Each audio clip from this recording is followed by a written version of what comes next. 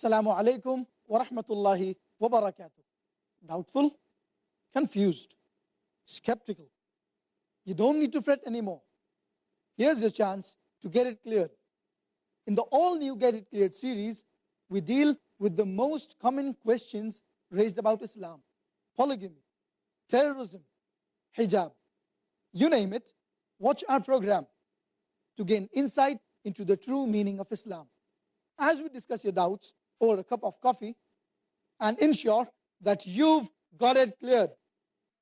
Hi, I'm Chris. Hello. Yeah, I work as a librarian in the Cambridge University. Oh, yes, I remember. You called me last night, right? Yes, yes. So, I've gone through a lot of books on Islam, and because it's so logical, Islam holds a lot of value in my life. And I'm looking forward to accepting Islam. But there's this one question that really bothers and hinders me, is that if Islam is the best religion, then why are always the Muslims involved in bad activities like cheating, bribery, and many other? Or why always the Muslims? Okay, brother. I'll get it cleared for you, inshallah. Now, brother, see, Islam is without doubt the best religion. But the media, it's in the hands of the Westerners who are afraid of Islam. So this media, it constantly prints wrong information about Islam. It misquotes Islam, and it even projects a point out of proportion. For instance, if any bomb blast takes place anywhere in the world, the first people to be accused without proof are the Muslims. The first people to be accused without proof are the Muslims. Right. And when these Muslims are blamed, this news appears on the front page of the newspaper. It becomes the headline. It becomes the breaking news. But when the authorities, they later come to know that the non-Muslims who are involved in these activities, in this act, or in this terror attack, etc., this news becomes an insignificant news. I'll give you another example. Like when a 50-year-old Muslim man, he marries a 15-year-old girl with her permission, it appears on the front page of the newspaper. But when a 50-year-old non-Muslim man, he rapes a 6-year-old girl, it's no big deal. It appears as news briefs. So the media constantly tries to blame and, destroy Islam. See, brother, every day in America, there are 2,713 rape cases taking place. Every day. But this does not appear in the news. Why? Because this has become a way of life for the Americans. Okay, yes, I agree that this is a common scenario in today's world. But then why does it happen? See, I'm aware that there are Muslims who are dishonest, who are alcoholic, and who cheat, who bribe, who indulge in evil acts. But the media, it propagates that only the Muslims are involved in such activities. Yeah, media is truly a maker or a breaker, Yeah, right. for any person, culture, or a religion. I agree that, there are black sheep in every community. Similarly, in Islam, I know of Muslims who are alcoholics, who cheat, who bribe. Now, in spite of all the black sheep in the Muslim community, see, we, the Muslims, on a whole, we form the best community in the world. We are the biggest community which does not imbibe alcohol. Collectively, we are a community that pays the maximum amount of charity in the world. The maximum amount of charity. And there's not a single person who can show a candle to a Muslim where modesty is concerned, where sobriety is concerned, where human values and ethics are concerned. Oh, interesting. Maximum charity given by the Muslims. But, it's quite sad to see that what state the Muslims are in the world today. Yeah, right, brother. Muslims are in a very bad state. Do you like cars, brother? Yeah, I'm quite passionate about them. Which one's your favorite car? I guess the new Mercedes model. Good choice, alhamdulillah. Now see, brother, if you want to judge how good the latest model of a Mercedes car is, and, if you want to check how good it is, and you put a person who does not know to drive behind the steering wheel, and he bangs up the car, who is to be blamed, the car or the driver? The driver. Obviously the driver. Now, because the person does not know to drive, he will bang up the car, right? Yes. Now, if you want to check how good the car is, what would you check? Yeah, the features of the car. Yeah, exactly, the features of the car. Its safety measures, and how good is it, how comfortable is it, and how, safe is it. Even if I agree, for the sake of argument, that the Muslims are bad, they are evil. Even for the sake of argument, I agree that the Muslims are bad, they are evil. But we can't judge Islam by its followers. We should judge Islam by its authentic sources. That is the Quran and the Sunnah. Okay, the example which you gave of the car sounds quite apt. But then if I have to look up to someone, like a personality in Islam, who would that be now? Now see, brother, if you want to practically check how good the car is, you will put an expert driver behind the steering wheel, right? Yeah. Similarly, in Islam, the best and the most exemplary follower of Islam is our beloved Prophet, Prophet Muhammad sallallahu alaihi wasallam. And he has been praised by many honest and unbiased non-Muslim historians. He has been acclaimed the best of the human beings. According to Michael H. Hart in his book, The 100 Most Influential Men in History, he gave the topmost position, that is the number one position, to our beloved Prophet, Prophet Muhammad sallallahu alaihi wasallam. Not only he, but there are several honest and unbiased non-Muslim historians who have paid great tribute to our Prophet sallallahu alaihi wasallam, like Thomas Carlyle and Lama T, etc. Oh, wow. Such a great personality. Yeah, can you recommend any books to read on him? See, brother, you can refer to the Sealed Nectar. It consists of the biography of the Prophet sallallahu alaihi wasallam, starting from his birth until he passes away. And to know how compatible Islam is with modern science, you can read the book written by Dr. Zakir Naik, Quran and Modern Science. Okay, thank you very much for clearing my doubt. I hope this plays a vital role in my journey towards Islam. Hope Allah guides you to the right path. Okay, thank you. You're welcome. Assalamu alaikum. Wa alaikum assalam. How are you? Alhamdulillah. How are you, Ali? Alhamdulillah, I'm fine, but a little confused with something. Confused? What are you confused with, Ali? Well, you must be familiar with my non-Muslim friend Rahul. Rahul. Yeah, I know him. He's a nice guy. You know what? He holds Islam in high regard. He likes to hear to Islamic talks and lectures. In fact, he wants to know more about Islam. Alhamdulillah, Ali. That is a wonderful opportunity for dawah. Yes, it is, but But what, Ali? you see, when I presented to him with a very important article of faith, that is, believe in the hereafter, he completely disagreed with me. He thinks that a person with a scientific and logical temperament can lend any credence to the belief of life after death. He assumes that the one who does so does on the basis of blind belief. I don't know how to help him. Don't worry, Ali. I'll help you get it cleared. So, first, can you tell me something of the hereafter from the Quran? Yes, of course. Ali, you'll be surprised to know, but there are more than 1,000 verses in the Glosary. 1,000 verses. Yes, containing scientific facts. And many of these facts have been discovered by science in the last few centuries. But science has not advanced to a level where it can confirm every one of these statements. Ali, suppose 80% of all that is mentioned has been proved to be 100% correct. And about the remaining 20, science does not make any categorical statement. Yeah. Since it has not advanced to a level where it can either prove or even disprove any of these statements. So we cannot say for sure that even a single percentage is wrong or even a single verse is wrong. So Ali, I leave it up to you to decide as to what is right. 80% has been proved to be 100% correct and the remaining 20, it is not disproved. What do you think, Ali? Yeah, even the 20% is correct. Yes, that is what my logic also says. And the existence of hereafter, it comes in this 20% of the ambiguous statements, which our logic says is correct. SubhanAllah, the Quran indeed is an infallible book. Yes, indeed. And Ali, I'm sure you'd agree with me that the concept of peace and human values, it is useless without the concept of hereafter. Yeah, I agree with you, but can you explain this to me with an example? An example. Fine, I'll try. Suppose, Ali, I'm the most powerful and the most influential criminal in the whole world. You, a criminal. Just supposedly. And at the same time, Ali, I am a very logical and scientific person. I say that robbing is good because it helps me lead a luxurious life. Thus, robbing is good for me. But I can argue with the fact that the one who is robbed may face difficulties. But it is good for me, Ali. If I rob $1,000, I can enjoy a meal at a 5-star restaurant. Then why should I not rob? What if the police arrest you? The police, they cannot arrest me. I have the police on my payroll. I have the ministers on my payroll. But you have to agree that robbing is a selfish act. I agree with you, Ali, that robbing is a selfish act. But then why should I not be selfish? It helps me enjoy life. Hence, all arguments that you put forth that robbing is an evil act are futile. These arguments can be defended on the strength of reason and logic. Similarly, cheating, etc. can all be justified to be good on the basis of these arguments. But then how can you prove to the criminal that these acts are evil? A Muslim can convince a criminal that these acts are evil if he gives an answer that is based on the belief of hereafter. As a Muslim, Ali, I would convince the criminal that Almighty God exists.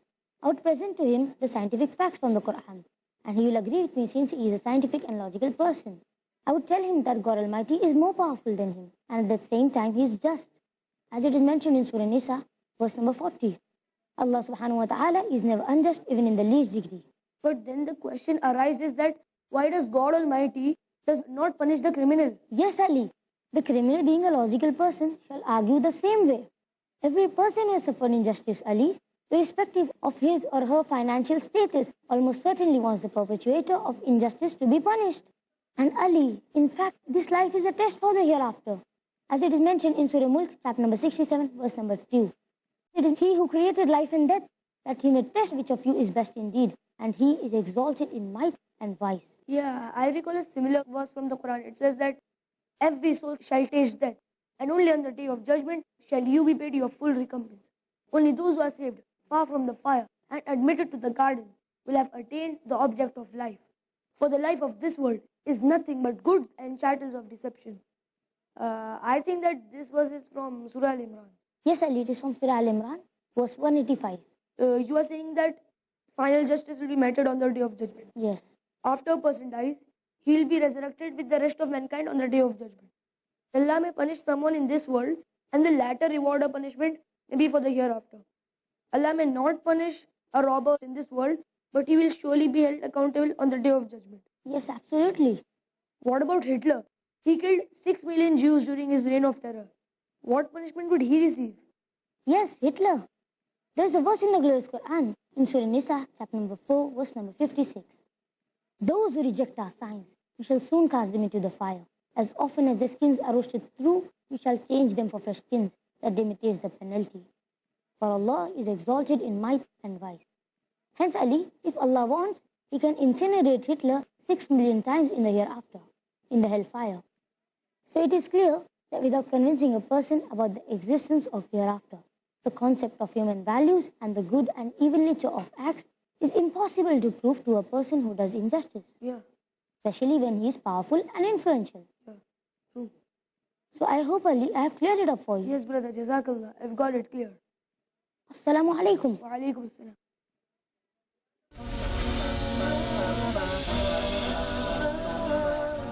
ولله الأسماء الحسنى فادعوه بها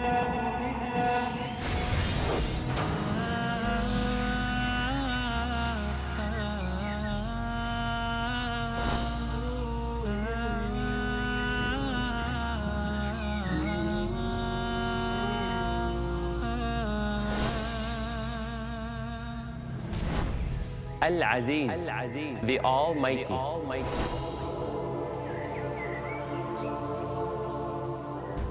Al-Wadud, the All-Loving.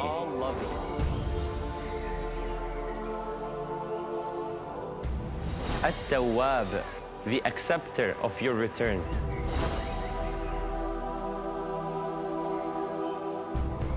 Al-Razzaq, the Provider.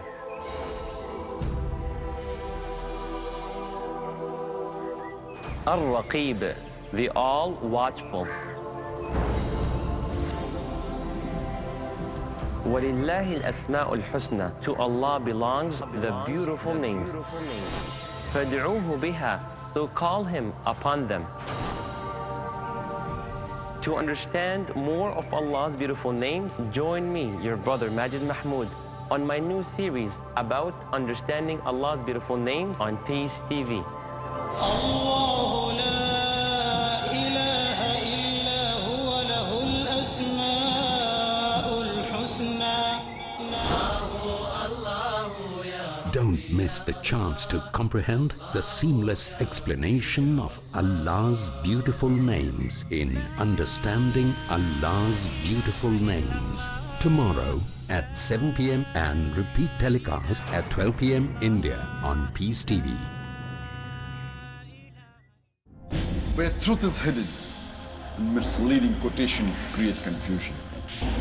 Where truth is hidden, lack of knowledge and wisdom cause upheaval and commotion. Where truth is hidden, manipulated scriptures and twisted facts emerge.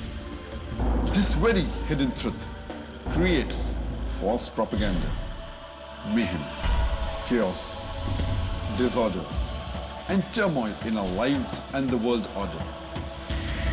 But is there anyone with courage and wisdom? What is the truth, and who has the courage to expose it?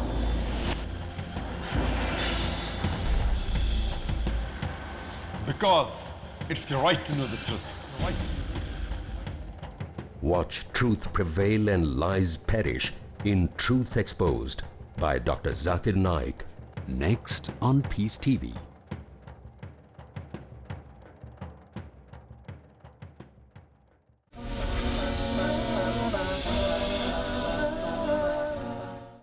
Assalamu alaikum wa rahmatullahi wa barakatuh. Doubtful, confused, skeptical. You don't need to fret anymore. Here's your chance to get it cleared. In the all-new Get It Cleared series, we deal with the most common questions raised about Islam: polygamy, terrorism, hijab. You name it, watch our program to gain insight into the true meaning of Islam. As we discuss your doubts over a cup of coffee and ensure that you've got it cleared. Assalamu alaikum wa rahmatullahi wa barakatuh. Wa alaikum assalam wa rahmatullahi wa barakatuh. How are you, Sadan? I'm fine, alhamdulillah. And how about your studies? I just completed my first term examination. I got good grades. MashaAllah. How about your online studies and comparative religion going on? Alhamdulillah. I have just completed a year. Apart from concept of God, I have also learned that what is permitted and what is not permitted in other religions as well. Then I'm sure you're able to clarify my doubt. Inshallah, I'll try my best. Afan, we had an interesting debate at school today on eating non-vegetarian food. Oh, debate, Sadan, MashaAllah. Afan, why do people feel that killing animal is a ruthless act? Yes, some people do feel it. Then if that's the case, why do we Muslims consume non-vegetarian food? Let me get it cleared for you. Vegetarianism is now a movement the world over. Many even associate with animal rights. Indeed, a large number of people consider the consumption of meat and other non-vegetarian products to be a violation of animal rights. Islam enjoins mercy and compassion for all living creatures, but at the same time, Islam maintains that Allah has created the earth, which is wondrous flora and fauna, for the benefits of the mankind. It is up to the mankind to use every resource judiciously as a ni'mah, divine blessing, as an amanah, trust from Allah. That's great. Subhanallah. You know, a Muslim can be a very good Muslim, despite being a pure vegetarian. It is not compulsory for a Muslim to have only non-vegetarian food, but the Quran permits a person to have non-vegetarian food. It is mentioned in Surah Al-Ma'idah, chapter 5, verse number 1. O ye who believe, fulfill all obligation lawful unto you are all four-footed animals with exceptions named. It is also mentioned in Surah Nahl, chapter 16, verse 5. And the cattle we have created for you men, and from ye derive warmth and other numerous benefits, and they are meat ye eat. It is also mentioned in Surah Al-Mu'min, chapter 23, verse number 21. And the cattle we have made an instructive example, for within their bodies we produce milk for you to drink, and other numerous benefits, and they are meat ye eat. Subhanallah. There are so many verses supporting this view. Are there any health benefits of non-vegetarian food? Yes, there are. Whatever Quran permits needs to be beneficial for mankind. You know, non-veg food contains excellent protein. It also contains biologically all its essential amino acids that are not synthesized by the body and should be supplied in the diet. Meat also contains iron, vitamin B1 and niacin. So many health benefits. Truly, none but Allah, our Creator, knows us best. He has created us in that way. Yes, He is a Khaliq, a creator. Even the set of our teeth, He has made according to the food that we eat. So if you observe the set of teeth of herbivorous animals like cow, goat and sheep, you will find that they have a set of black teeth that is good for the herbivorous diet. And if you analyze the set of teeth of carnivorous animals like lion, Cheetah, leopard. yes, you will find that they have a set of pointed teeth that is good for the carnivorous diet. And if you see the set of teeth of humans, you will find flat teeth as well as pointed teeth. That is good for both vegetarian food as well as non-vegetarian food. If Almighty God wants us to have only vegetables, why did He provide us with the pointed teeth? Correct. Point to be noted. It is logical that He wants us to have both vegetarian food as well as non-vegetarian food. Even the digestive system of herbivorous animals can digest only vegetables. The digestive system of carnivorous animals can digest only meat, but the digestive system of humans can digest both vegetarian food as well as non-vegetarian food. If Almighty God wants us to have only vegetables, why did He provide us with the digestive system that we can digest both vegetarian food as well as non-vegetarian food? This is what the Quran says. Are there any other scriptures which speak about non-vegetarian food? Yes, it is mentioned in Manusmriti, Which book? Manusmriti, the law book of Hindus.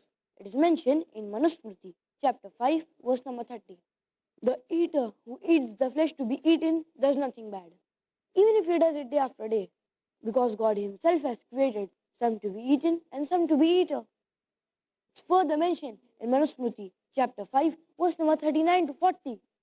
The God Himself has created the sacrificial animal. Therefore, killing in sacrifice is not killing. You know Mahabharata, right? Yeah, I know about it. Even in Mahabharata, Anushashan Parva, chapter number 88, which narrates the discussion between Dharmaraja Yudhishthira and Pitama Bhishma about what food they should offer the Pitris during the Shrad. Pitris, Shrad. Pitris means the ancestors and Shrad means the summoning of dead. To offer the Pitris during the Shrad to keep them satisfied. Bhishma replied to Yudhishthira's query about what offering the food he should give during the Shrad. Bhishma replied, with sesame seed, rice, barley, mash, water, roots and fruits, the Pitris will remain gratified for a period of a month. With fishes, they will remain gratified for a period of 2 months. With the mutton, for 3 months. With the hare, for 4 months. With the flesh of the goat, for 5 months. With the bacon, the meat of the pig, for 6 months. And with the flesh of the bird, for 7 months. And with the deer, they call it prishata, for 8 months. And with the ruru, for 9 months. And with the meat of the gavaya, for 10 months. And with the meat of the buffalo, for 11 months. And with the beef, 12 months. Yes, 1 full year. Payasa mixed with ghee is much acceptable to their Pitris as beef. And with the meat of the Vadrinasa, a large bull, it is said the gratification remained for 12 years. And with the flesh of the rhinoceros, on anniversaries of the lunar days, it became inexhaustible. The pot herb called kalaska, the petal of the kanchana flower, and with the meat of the red goat, thus that is also proved inexhaustible. That's a long list. This means that meat is also allowed in the religion as well. Yes. But why have those religions forbidden non-vegetarian food for themselves? Hindus are influenced by other religions like Jainism. Then why have those religions adopted vegetarian food? They have adopted vegetarianism as their dietary law because they are totally against the killing of the living creature. In the past, people used to think that plants are lifeless. But the universal fact is that even plants have life. Yes, I learned this in my biology class. Thus, their logic of not killing any living creature is not fulfilled even by being a pure vegetarian. They further argue that plants cannot feel pain. Therefore, killing a plant is less a crime as killing an animal. But today, science tells us that even plant can feel pain, but the cry of the plant cannot be heard by human beings. This is due to the inability of the human ear to hear is 20 to 20,000 hertz. Anything below and above cannot be heard by human beings. A dog can hear up to 40,000 hertz. Thus, there are some silent dogs whistle that have a frequency more than 20,000 hertz. These whistles are only heard by the dogs, but not by the human beings. The dog recognizes the master and comes back to the master. Do you know there was a research done by a farmer in USA who invented an instrument which converted the plant's cry that it could be heard by human beings. The farmer immediately realized when the plant itself cried for water. The latest research is that plants can also feel happy and sad. It can also cry.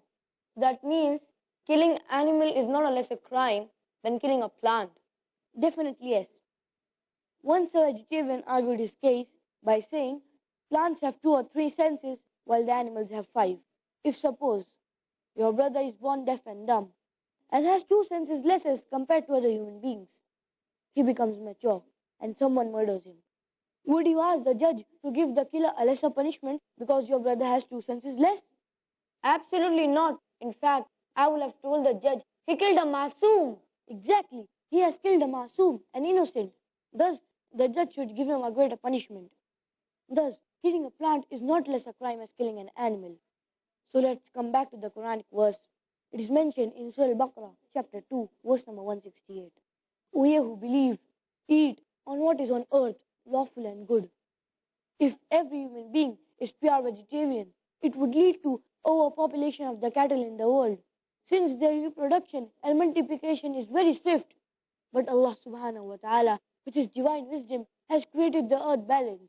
Thus, He has permitted us to have cattle's meat. I love non-vegetarian food. I like it too, but if all Indians are non-vegetarian, the present non-vegetarian would be loser, since the price of the meat would rise. So I don't mind if some people are pure vegetarian as well. That's a wise thought indeed. I have enough evidence for my debate. I will surely win it, inshallah. Jazakallah khair, Brother Affan. I'm going to trouble you with more such questions. You are most welcome to ask me such more questions, and inshallah, I'll try my best to answer them. So, did you get it cleared? Yes, I got it cleared. Salaam alaikum. Wa alaikum assalam wa rahmatullahi wa barakatuh.